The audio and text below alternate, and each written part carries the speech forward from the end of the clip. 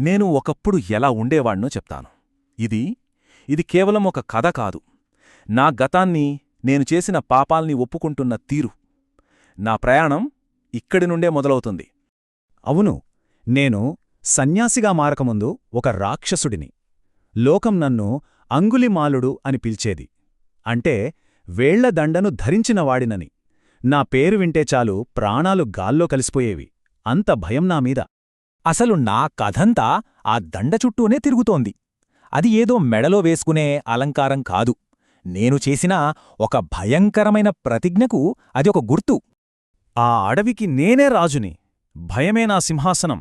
నా ప్రతిజ్ఞ చాలా సింపుల్, కాని తిరుగులేనిది. 100 మంది ప్రాణాలు తీయాలి, వాళ్ల వేళ్లతో ఒక దండగుచ్చాలి. అదే నా లక్ష్యం. అప్పటికే 99 మంది నా కత్తికి బలైపోయారు. వాళ్ల వేళ్లతో నా దండ దాదాపుగా పూర్తయిపోయింది. ఇంకొక్కటే మిగిలింది. నా ప్రతిజ్ఞ పూర్తి కావడానికి ఇంకొక్క వేలు, ఒక్కటే ఒక్కటి కావాలి. ఆ అడవి మొత్తం నా కంట్రోల్లో ఉంది. నా మాటే శాసనం. కాని నా ఈ సామ్రాజ్యాన్ని కూల్చేయడానికి ఒక వ్యక్తి వస్తున్నాడని నాకు ఆ క్షణంలో తెలియదు. ఆ తరువాత రోజే నా జీవితం మొత్తం తలకిందులైంది. నా చివరి లక్ష్యం, నా 100వ బలి నా కళ్లముందే కనిపించాడు. అప్పుడే చూశానతన్ని. ఒంటరిగా ఏ భయమూ లేకుండా అడవిలో నడుస్తున్నాడు. ఎంత ప్రశాంతంగా, నెమ్మదిగా అడుగులేస్తున్నాడో! అతన్ని చూడగానే నాలో ఆనందం పొంగిపోయింది. ఆహా, నా పనైపోయింది. ఈరోజుతో నా ప్రతిజ్ఞ నెరవేరుతుంది అనుకున్నా. కాని అక్కడే ఒక వింత జరిగింది.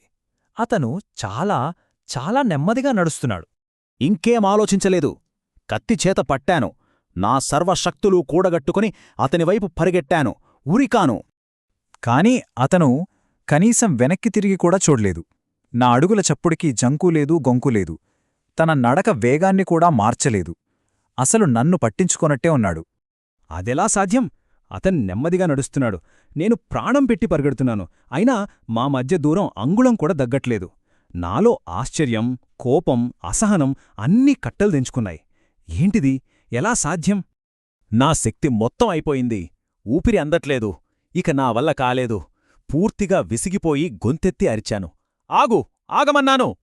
అంతే, నా పరుగు అక్కడ ఆగిపోయింది. కాని అప్పుడే నా జీవితాన్ని మార్చే అసలైన పోరాటం మొదలైంది. అది కత్తితో చేసే పోరాటం కాదు. అప్పుడతను ఆగాడు. నెమ్మదిగా నా వైపు తిరిగాడు.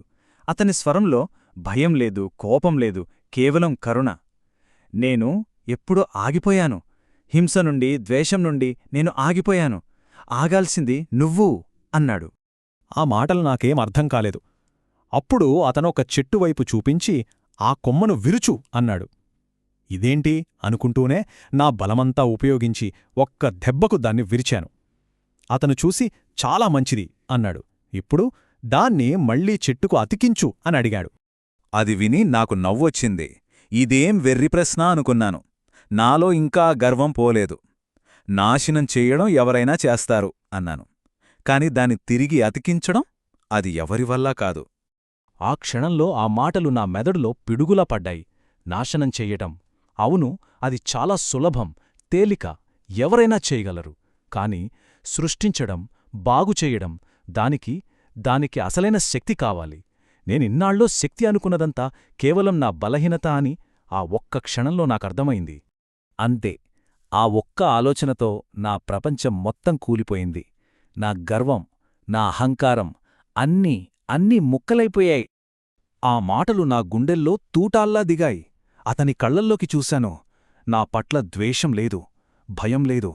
ఉంది కేవలం అపారమైన కరుణ. ఆ కరుణామయమైన చూపుల ముందు నా క్రూరత్వం, నా గర్వం అన్నీ మంచులా అలా కరిగిపోయాయి. నా భయంకరమైన ప్రతిజ్ఞకు గుర్తుగా ఉన్న ఆ కత్తి నా చేతి పట్టు తప్పి టంగుమని కిందపడింది. ఇక నేను నిలవడలేకపోయాను. అతని పాదాలమీద పడిపోయాను. చెప్పాలంటే ఆ రోజు అంగుళీమాలుడు అనే హంతకుడు చనిపోయాడు. అతని శిష్యుడుగా నేను పునర్జన్మ పొందాను. అప్పట్నుంచి నా జీవితానికి ఒక కొత్త అర్థం దొరికింది. అసలు శక్తి అంటే ఏమిటో నాకు ఆ రోజే తెలిసింది. ఈ ప్రయాణంలో నేను కొన్ని ముఖ్యమైన పాఠాలు నేర్చుకున్నాను. నేను గ్రహించిన సత్యమేమిదే. చూడండి, ఎంతటి క్రూరమైన వాళ్లైనా మారగలరు. నిజమైన పరివర్తన అనేది సాధ్యమే. హాని చేయడం, నాశనం చేయడం చాలా తేలిక. అది బలహీనత. అసలైన శక్తి ఎక్కడుందంటే కరుణ చూపడంలో, ఒక మంచి మార్పును తీసుకురావడంలోనే ఉంది. కాబట్టి నా కథ మొత్తం ఒకే ఒక్క ప్రశ్నను మిగిల్చింది.